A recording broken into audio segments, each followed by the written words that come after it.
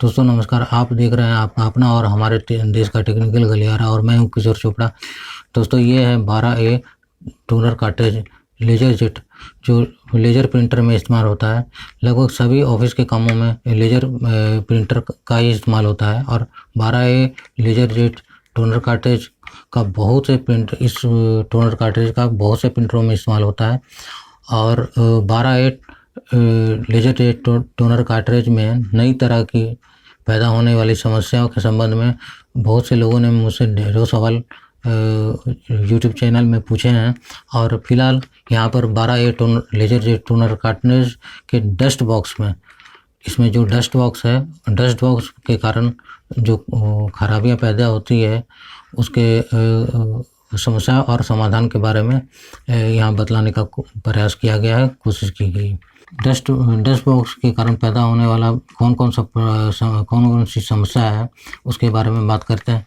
तो पहला समस्या आता है कि प्रिंटर में जो प्रिंट करते हैं तो पेपर के बीच में 2.5 ढाई इंच की दूरी पर 1, 2 या 4 सफ़ेद लाइन या काली सीधी मोटी लाइन आनी शुरू हो जाती है। शुरू में ये लाइन हल्की होती है और प्रिंट लगातार निकालते रहने से ये लाइनें गाढ़ी होने लगती हैं। अच्छा, ये डस्ट बॉक्स के कारण एक समस्या और भी आ जाती है। प्रिंट के समय में पेज पर काला या सफ़ेद डॉट्स या दाग भी आना शुरू हो जाता है। एक सवाल किसी ने पूछा है कि एक समस्या जो लगभग हर लेजर प्रिंटर में देखने को मिलता है कि प्रिंटर से प्रिंट सही आ रहा है, कोई प्रॉब्लम नहीं है, लेकिन जब कार्ट्रिज को बाहर निकालते हैं तो ओपीसी ड्रम पूरा ब्लैक पाउडर से भर जाता है या ब्लैक पाउडर बाहर गिरने लगता है। डस्ट बॉक्स में ये सब प्रॉब्लम होता क्यों है? तो इसका कारण है कि वाइपर ब्लेड के नीचे ही डस्ट बॉक्स होता है और वाइपर ब्लेड ही ओपीसी ड्रम को साफ करता है।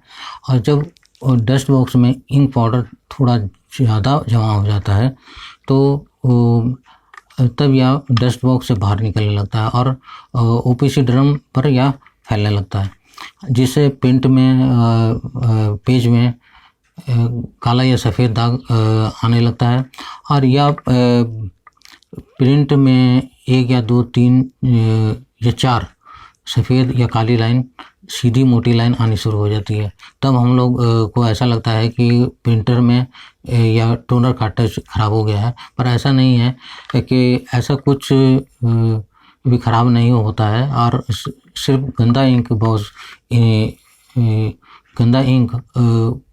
पाउडर डस्ट बॉक्स में ज़्यादा जमा हो जाता है। कार्ट्रिज का कचरा बॉक्स, जो डस्ट बॉक्स है, गंदी स्याही होती है इसमें और ये किसी भी काम की नहीं होती है। इसमें धूल, गंदगी और स्याही मिली होती है, इसे बाहर फेंक देना चाहिए। कार्ट्रिज का डस्ट बॉक्स है, कचरा बॉक्स, ये पूरी तरह से खाली होना चाहिए और अच्छी स्याही जो इंक बॉक्स है उसमें भरी होनी चाहिए, तो अच्छा काम करता है। और थोड़ा मोड़ा नहीं है, काफ़ी लंबा समय तक अगर इस्तेमाल कर रहे हैं प्रिंटर को तो डस्ट बॉक्स भर जाता है स्याही से, कचरा से। अच्छा, कार्ट्रिज के कचरा बॉक्स की सफाई कर देने से डस्ट बॉक्स से होने वाले प्रॉब्लम अपने आप सॉल्व हो जाते हैं। 12A टोनर कार्ट्रिज की डस्ट बॉक्स की सफाई के लिए सबसे पहले हम लोग इस टोनर कार्ट्रिज को 2 भाग में खोलेंगे, 2 हिस्से को खोलेंगे।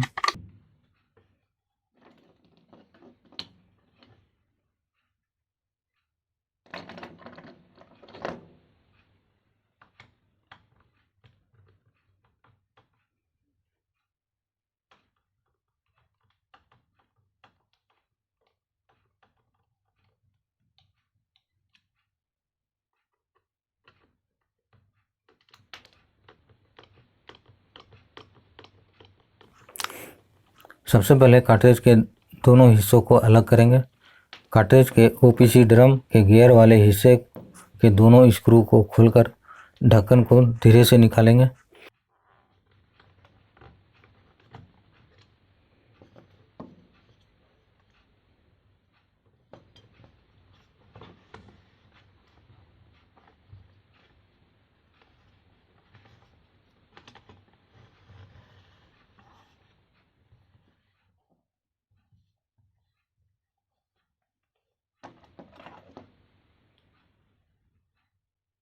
अब ड्रम शटर बॉक्स स्प्रिंग को बिल्कुल आराम से निकालेंगे।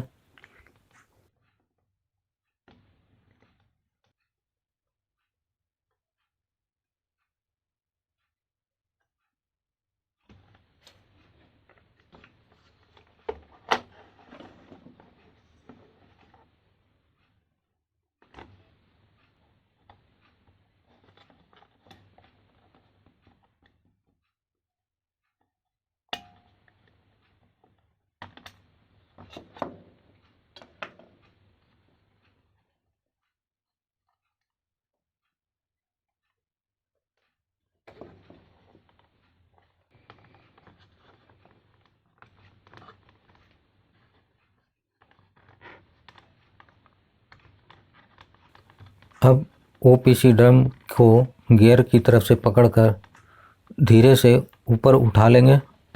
धीरे धीरे घुमाकर पीछे खींचते हुए बाहर निकालेंगे।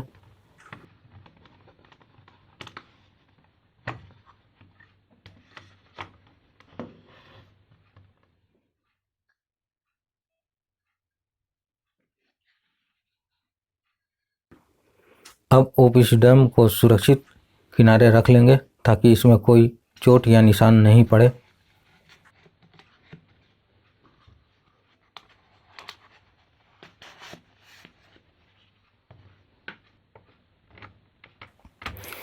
अब पीसीआर रोलर के किनारे सिरों को छोटे स्क्रू ड्राइवर से ऊपर उठाकर आराम से बाहर निकालेंगे।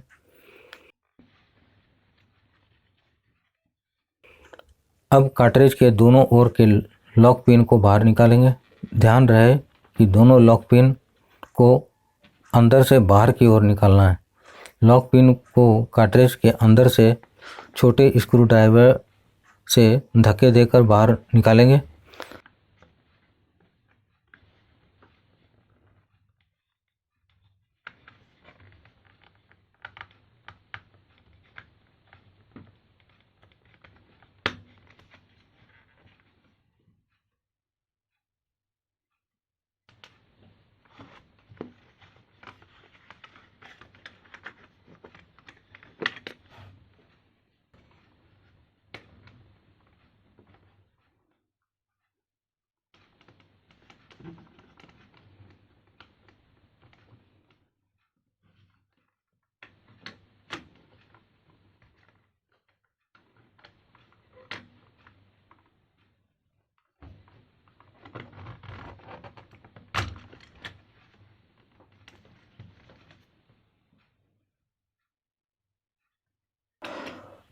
अब कार्ट्रिज के दोनों हिस्सों को अलग कर लेंगे। कार्ट्रिज का एक हिस्सा इंक बॉक्स वाला है, कार्ट्रिज का दूसरा हिस्सा डस्ट बॉक्स वाला है। अब कार्ट्रिज के डस्ट बॉक्स वाले हिस्से की सफाई करेंगे। अब ओपीसी ड्रम कवर में लगी स्प्रिंग को दबाकर बाहर निकालेंगे।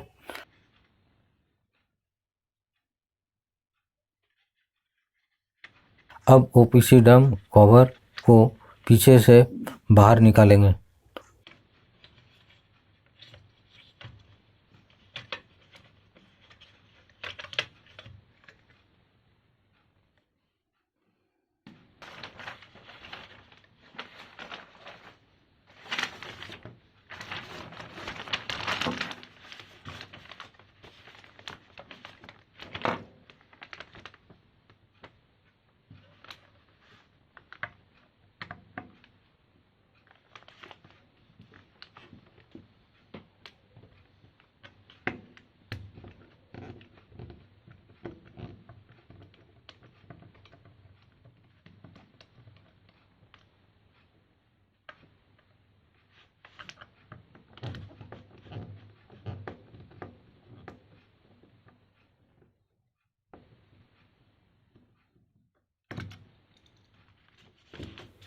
अब दोनों स्क्रू को खोलकर वाइपर ब्लेड को बाहर निकालेंगे।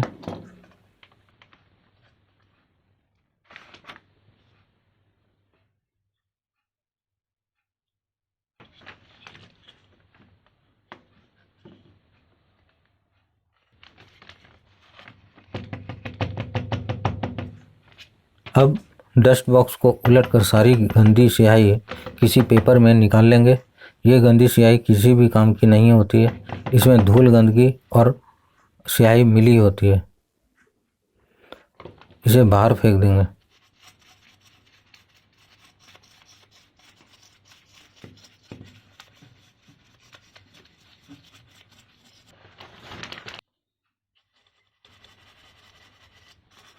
अब सारे डस्ट बॉक्स को ब्रश की मदद से साफ़ करेंगे, अच्छी तरह से साफ़ करेंगे।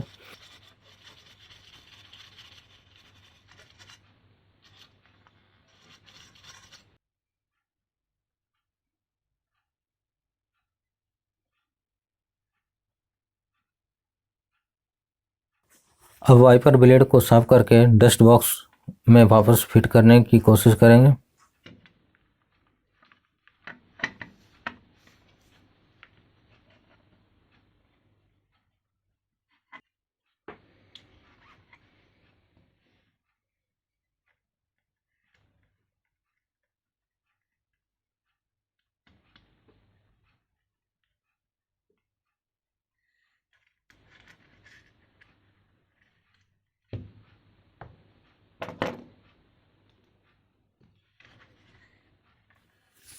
और दोनों स्क्रू को कस देंगे।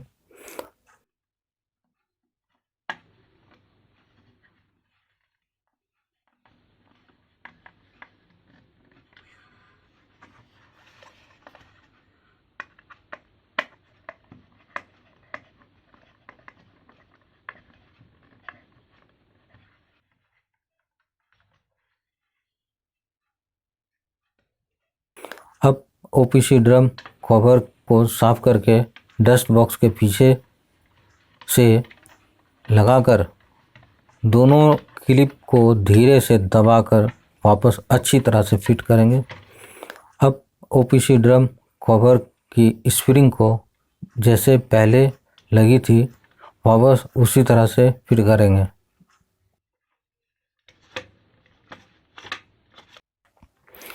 अब पीसीआर रोलर के किनारे सिरों को थोड़ी सी ग्रीस ऑयल लगाकर जैसे पहले लगी थी वापस उसी तरह से फिट करेंगे।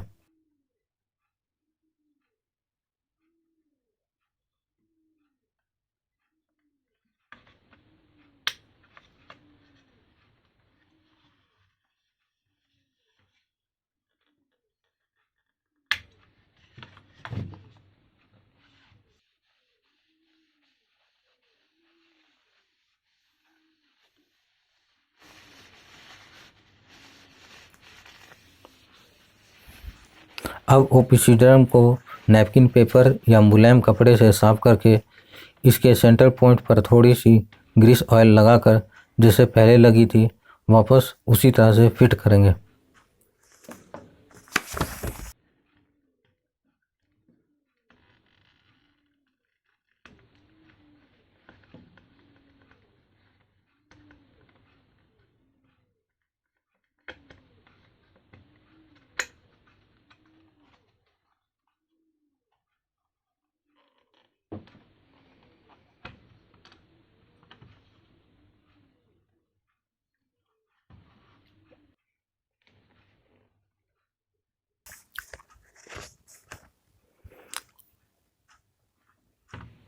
अब कार्ट्रिज के दोनों हिस्सों को आपस में जोड़ेंगे। कार्ट्रिज के दोनों लॉक को आपस में मिलाकर दोनों हाथ से दबाएंगे।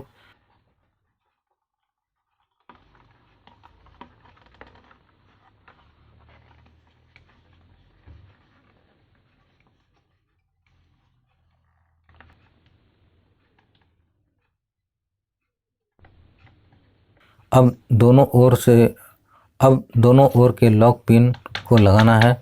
ध्यान रहे कि लॉक पिन को बाहर की ओर से लगाना है।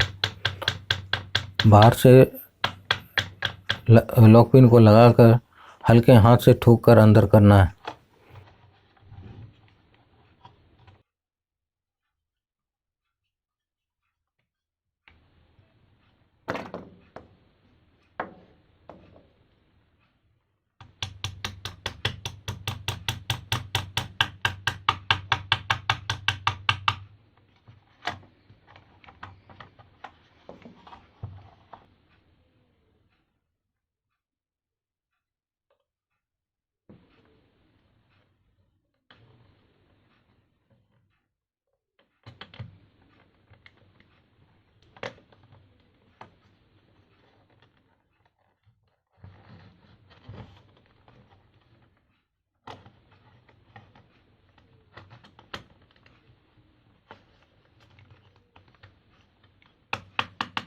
अब ओपीसी ड्रम के गियर वाले हिस्से के ढक्कन को वापस फिट करके दोनों स्क्रू को कस देंगे।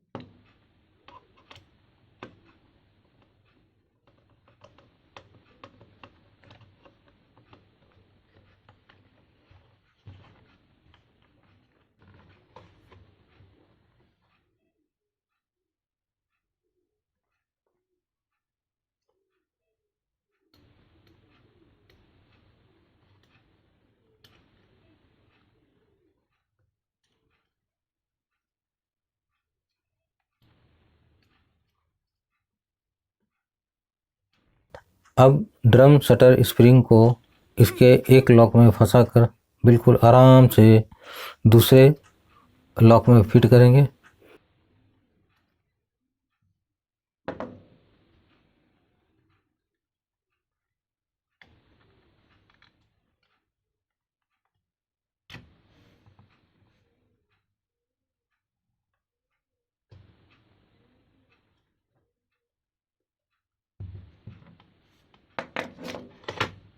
इस तरह 12 एयर टोनर कार्ट्रिज के डस्ट बॉक्स की सफाई पूरी तरह से हो चुकी है।